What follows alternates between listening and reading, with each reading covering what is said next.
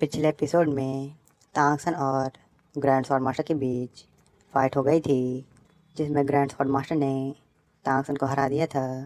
जिसके बाद तांगसन अपने टीचर से मिलता है।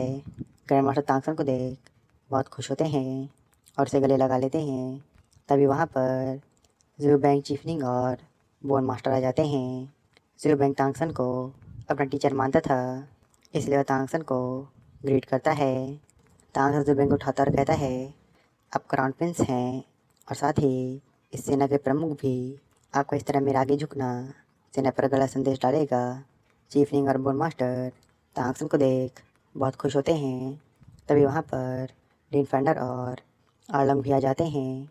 डीन तांगसन से कहते हैं, तांगसन तुम तो बहुत ज़्यादा पावरफुल हो गए हो, तुम्हारी यह ट्रिप सार्थक रही है। इसके बाद आर्लंग तांगसन से शव के बारे में पूछती है। तांगसन उन्हें शव के बारे में बताने ही वाला था। तभी वहाँ पर तांगसन के फ्रेंड्स एंट्री मारते हैं। तांगसन अपने सभी फ्रेंड्स को देख बहुत खुश होता है और कहता है, इस बार हम शक डेविल्स वास्तव में रीयूनाइट होने वाला है। तभी वहाँ पर शाओ आ जाती है। शाओ को देख अड़ंग तेज़ी से उसकी तरफ भागती है और उसे गले लगा लेती है। शाओ भी अपनी मॉम से मिलकर बहुत खुश होती है। शाओ सभी से कहती है, अब मैं तुम सभी को छोड़कर कभी नहीं जाऊंगी। सभी लड़कियां शाओ को सही सलामत देख बहुत खुश होते हैं। जूजिंग तांगसन से कहती है, ब्रदर सान तुमने सच में यह कर दिया। तांगसन इसका जवाब देते हुए कहता है, लेकिन मैंने इसकी बहुत बड़ी कीमत चुकाई है। वह बाद में सभी को इस स्टोरी के बारे में बताने का कहता है। मोटो बहुत खुश होते हुए कहता है, इससे क्या फ़र्क पड़ता है, हम स्ट्राइक डेविल्स अब फिर से रीयूनाइट हो गए हैं। तभी वहाँ पर तांगक्लान की तांग आर्मी एंट्री मारती है। उनके साथ तांगक्लान के एल्डर्स भी थे। तांग आर्मी के सोल्जर्स की नई ड्रेस सच में बहुत ज़्यादा अच्छी थी। इस नई ड्रेस के लिए तो एल्डर वाइटबर्ड का धन्यवाद करना बनता है। तभी वहाँ पर बाई चेंज यांग आती है। वह अपने ग्रैंडपा को देख खुशी से उनके गले लग जाती है। इसके बाद तांगसन आगे आता है और तांग आर्मी को रिप्रेजेंट करते हुए और कहता है, मैं तांगसन पूरी तांग आर्मी के साथ इस युद्ध में भाग लेने के लिए उपस्थित हूँ। पूरी तांग आर्मी ज़ू बैंक के सम्मान में नील करती है। ज़ू बैंक उनका धन्यवाद करता कहता है, यह हमारा सौभाग्य है जो आप हमारी मदद करने के लिए यहाँ आए हैं। इसके बाद ज़ू बैंक तांगसन को अपनी सेना के पास ले जाते हैं और कहते हैं, मेरे टीचर जो तांगलांग के चीफ हैं और साथ ही वे हमारे तियान एम्पायर के किंग लान हवांग हैं, उनका हर आदेश मेरे आदेश के समान होगा। उनकी उपस्थिति मेरे उपस्थिति के समान होगी। अब से किंग लान हवांग तियान आर्मी के वाइस कमांडर होंगे। ज़ू बैंक की बात सुनकर पूरी तियान आर्मी किंग लान हवांग के नारे नगाने लगते हैं। इसके बाद तांगसन अपने सेगा ट्राइडर को बाहर निकालकर सैनिकों का मनोबल बढ़ाते हुए कहता है, तियान एम्पायर की जीत हो। सभी सोल्जर्स तियान एम्पायर की जीत के नारे लगाने लगते हैं। कुछ देर बाद हम तियान आर्मी कैंप के अंदर ज़ू बैंक ग्रैंड मास्टर और तांगसन को देखते हैं। वे आपस में बातें कर रहे थे। तांगसन ने तियान एम्पायर के कैपिटल को प्रोटेक्ट करने के लिए हाउतियन ट्राइब के एल्डर्स को भेजा है ताकि वे एम्परर और कैपिटल को प्रोटेक्ट कर सके और उन्हें कैपिटल की चिंता ना करनी पड़े। ज़ू बैंक इसके लिए तांगसन का धन्यवाद करता है और तांगसन से कहता है, टीचर क्या आप तियान आर्मी के वाइस कमांडर बनेंगे। तांगसन मना करता और कहता है, मैं आर्मी को लीड नहीं कर सकता, लेकिन मैं एनिमी के पावरफुल सोल मास्टर्स को हैंडल करूँगा। मैं गारंटी देता हूँ कि वे मेन बैटलफील्ड में इंटरफेयर नहीं कर पाएंगे। तांगसन का कॉन्फिडेंस देख ग्रैंड मास्टर उसे समझाते और कहते हैं, बैटल ग्राउंड के अंदर सिचुएशन हर समय बदलती रहती है, तो तुम कैसे अपनी मर्ज़ी से या मिलिट्री से प्रॉमिस कर सकते हो। तांगसन अपने मास्टर के सवाल का जवाब देते हुए कहता है, जहाँ तक मैं जानता हूँ मास्टर सोल एम्पायर के पास 70,000 से भी ज़्यादा सोल मास्टर्स हैं लेकिन उनके पास लड़ाई लड़ने वाले सोल मास्टर्स की सोल पावर लेवल 30 से नीचे की है। उनमें से 30,000 सोल मास्टर्स बड़े शहरों को प्रोटेक्ट कर रहे हैं और उनके 20,000 सोल मास्टर्स अभी भी साउथ में जिंगल एम्पायर के साथ बैटल कर रहे हैं। ग्रैंड मास्टर कहते हैं अब लगभग 20,000 सोल मास्टर्स हैं, लेकिन हमारे पास तो 4,000 सोल मास्टर्स हैं। तांगसन ग्रैंड मास्टर की चिंता को दूर करते हुए कहता है, लेकिन हमारे पास तांगक्लान के 2,300 डिसेबल्स हैं और 10,000 तांग आर्मी है। अगर हम हॉल ऑफ एजिली के डिसेबल्स को हिडन वेपन्स दे देते हैं तो हमारे पास 3,000 से भी ज़्यादा सोल मास्टर्स होंगे। तांगसन की बात सुनकर ग्रैंड मास्टर और शिव बैंग बहुत ज़्यादा शॉक हो जाते हैं। ग्रैंड मास्टर कुछ सोचते हैं और कहते हैं तांग सेक्ट की सेना पूरी तरह से तांग सेक्ट के सोल मास्टर से नहीं बनी है। इसमें हमारी सेना के कुछ लाइट ट्रूप्स भी हैं। इन ट्रूप्स को अपनी पावर इंक्रीज करने के लिए हिडन वेपन्स पर ही निर्भर रहना होगा। वे निराश होते हुए कहते हैं, लेकिन तांगकान के लिए कम समय में हिडन वेपन्स बनाना बहुत ज़्यादा मुश्किल होगा। तांगसन स्माइल करता है। वह तांग आर्मी के एक सोल्जर से उसका वेपन मांगता है। वह सोल्जर तांगसन को अपना गॉडली जुजू का रत्बा दे देता है। तांगसन ग्रैंड मास्टर और जुबैंग को वेपन दिखाते हुए कहता है, यह हेल्डर तात्या द्वारा डिज़ाइन किया हुआ गॉडली जुजू क्रॉसबो है, जिसमें रिफाइन आयरन को रिफाइन स्टील में बदल दिया गया है। भले इसका साइज और वेट बढ़ गया है, लेकिन इसके अटैकिंग पावर में कोई असर नहीं पड़ा है, इसलिए इसे यूज़ करने में कोई प्रॉब्लम नहीं होगी। वह उन्हें डेमो दिखाता है और गॉडली जुजू क्रॉसबो के एक ही अटैक से पास की चट्टान को डिस्ट्रॉय कर देता है। गॉडली जुजू क्रॉसबो की पावर देख जुबैंग और ग्रैंड मास्टर शॉक हो जाते हैं, जिसके बाद तांगसन उस वेपन को फिर से सोल्जर को दे देता है। वह जुबैंग और ग्रैंड मास्टर को बताता है उनके पास 300 प्रकार के क्रॉसबो के तीर भी हैं।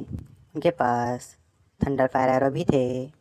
मॉडिफिकेशन के बाद इन क्रॉसबो की पावर्स में 50% की वृद्धि हुई है। इन खास तरह के क्रॉसबो को फूड्स और लॉजिस्टिक की सप्लाई के साथ अगले मोर्चे पर भेजा जाएगा। जुबैंग सबके लिए तांगसन का धन्यवाद करता है। तांगसन जुबैंग को रोकता और कहता है, जब हम मार्शल सोल एम्पायर को हरा देंगे तब आप मेरा शुक्रिया अदा करना। इसके बाद हम फॉरेस्ट का सीन देखते हैं, जहाँ पर मार्शल सोल एम्पायर के इलाइट सोल मास्टर्स खुफिया मिशन पर निकले थे। वे सभी यहाँ पर तियान एम्पायर के लॉजिस्टिक सप्लाई को डिस्ट्रॉय करने आए थे। इस फॉरेस्ट को पार करने के बाद वे सभी तियान एम्पायर के लॉजिस्टिक ट्रुप के पास पहुँच जाएंगे। उन इलाइट सोल मास्टर्स ने खुद को कई सारे ग्रुप्स में बांट रखा था। उस टीम में टोटल 1,000 सोल मास्टर थे। इसके बाद हम तियान आर्मी के कैंप का सीन देखते हैं, जहाँ पर जुबैंग पॉइजन मास्टर और तियान आर्मी के 2 जनरल्स के साथ में था। वे आगे की रणनीति के ऊपर चर्चा कर रहे थे। तभी वहाँ पर तांगसन आ जाता है। तांगसन को देख पॉइजन मास्टर बहुत खुश होते हैं। जुबैंग अपने टीचर को सीट ऑफर करता है। दोनों जनरल्स तांगसन को देख बहुत ज़्यादा शॉक हो जाते हैं, क्योंकि तांगसन अभी भी बहुत यंग था, लेकिन फिर भी वह क्राउन प्रिंस का टीचर था। बूढ़ा जनरल कहता है, मैंने सुना है कि लान हवांग एक बार एम्पर जुये को बचाने में कामयाब हो गए हैं। तांगसन उन दोनों जनरल्स की बातों को इग्नोर करता है और जुबैंग से कहता है, मुझे बैटलफील्ड की ज़्यादा जानकारी नहीं है, इसलिए आप मुझ पर ध्यान मत दीजिए और मीटिंग को कंटिन्यू कीजिए। वे सभी डिस्कशन शुरू करते हैं।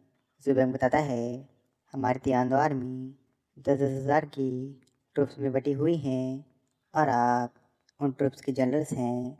तियान आर्मी अभी मार्शल सोल एम्पायर से 5 दिनों की दूरी पर है, इसलिए मैंने आपको यहाँ चर्चा करने के लिए बुलाया है।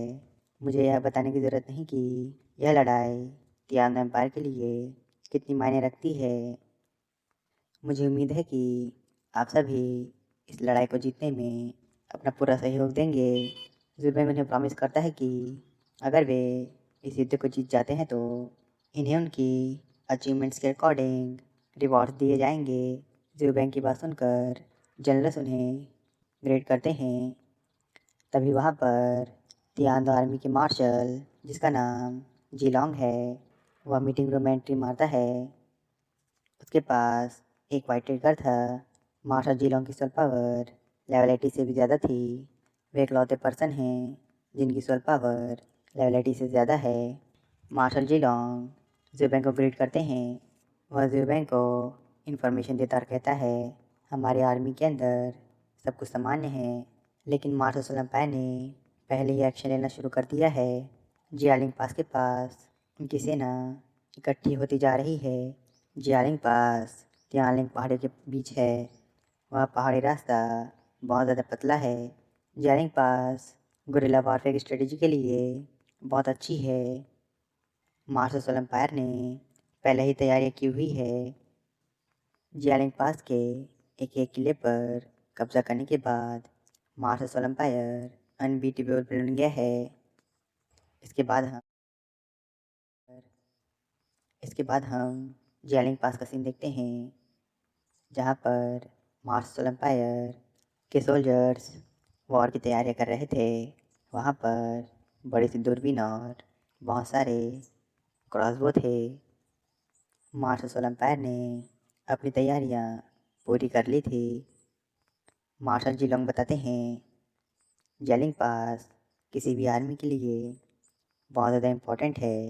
अगर हमें आगे बढ़ना है तो हमें इस ऑब्स्टेकल को पार करना होगा। ज़ुबैन बताता है, जियालिंग पास की दीवारें 100 मीटर ऊंची और 100 मीटर मोटी है, इसलिए हमारे लिए इसे भेद पाना बहुत मुश्किल होने वाला है।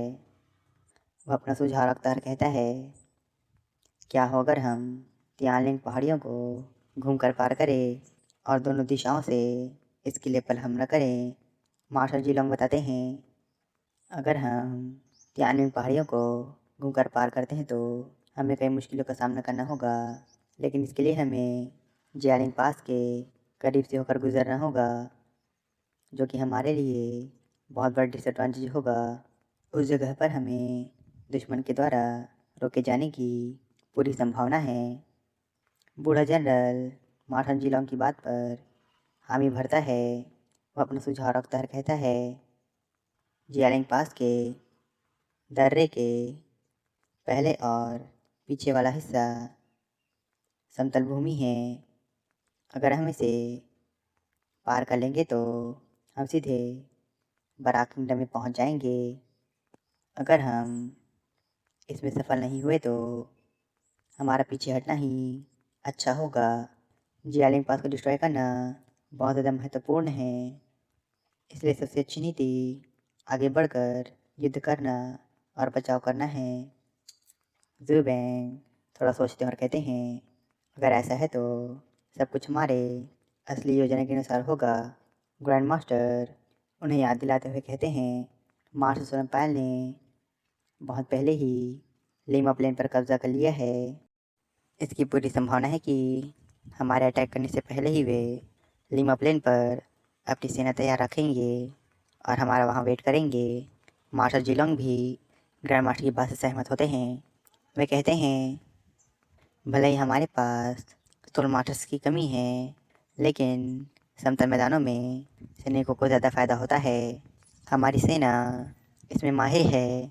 मार्शल सोलर एम्पायर ने लगभग 10 किंगडम्स पर कब्जा किया है, लेकिन युद्ध के मैदान में लड़ने वाले सैनिकों की संख्या 6 लाख से अधिक नहीं है, जिनमें से 2 लाख सैनिक जिंगला एम्पायर से लड़ने गए हैं। अब सिर्फ मार्शल सोलर एम्पायर के पास हमसे लड़ने के लिए 4 लाख सैनिक बचे हैं।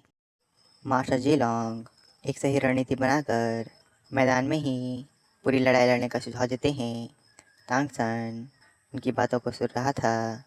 वह सभी के सामने अपनी बात रखता और कहता है, 10 लाख की सेना होना सच में एक एडवांटेज है, लेकिन इस लड़ाई में हमारे पास डिसएडवांटेज भी है।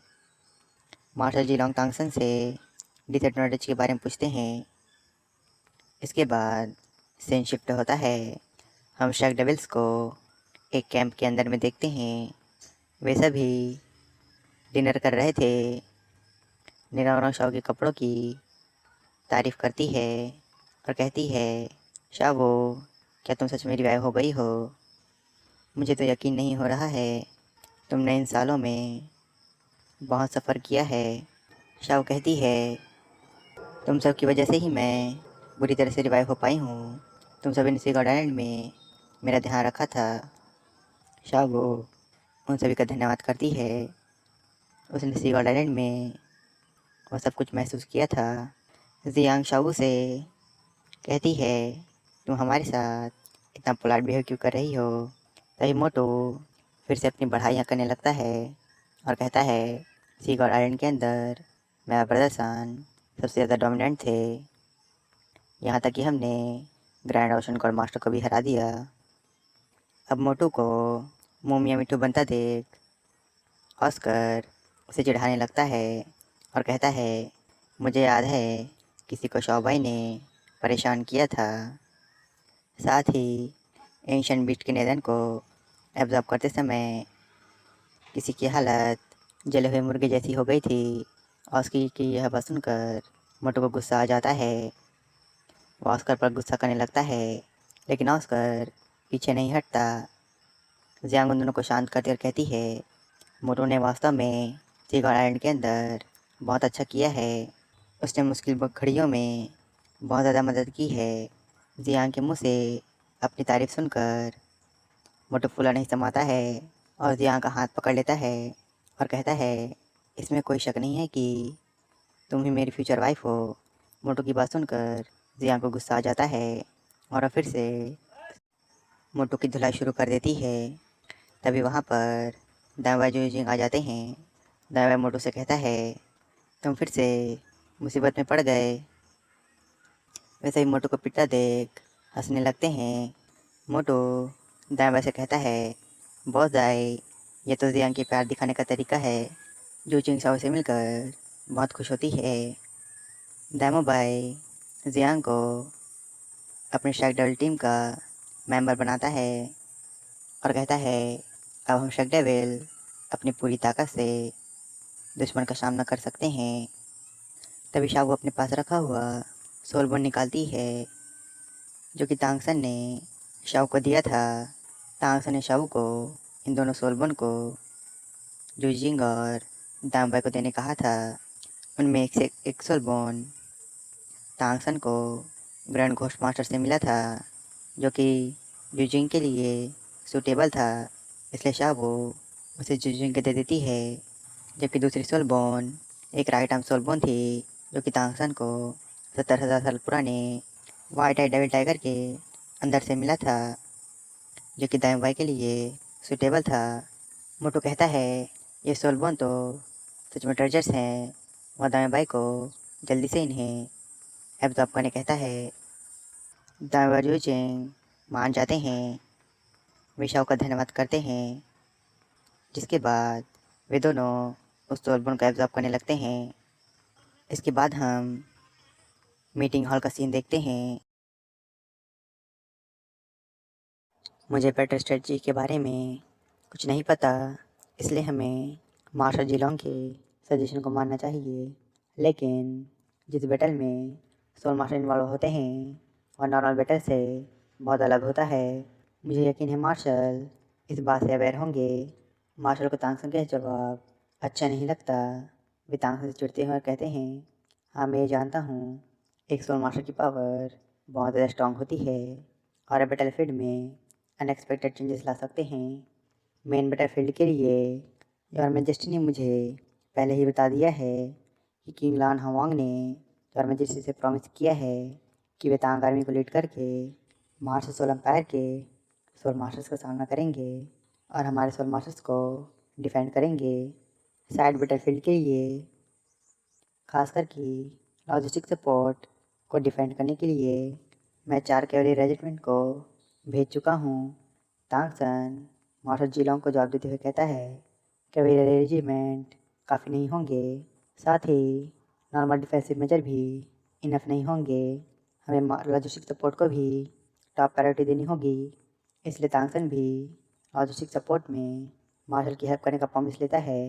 ज़ुबेंग तांगसन का प्लान समझ जाते हैं, लेकिन मार्शल जिलोंग को कुछ भी पल्ले नहीं पड़ता।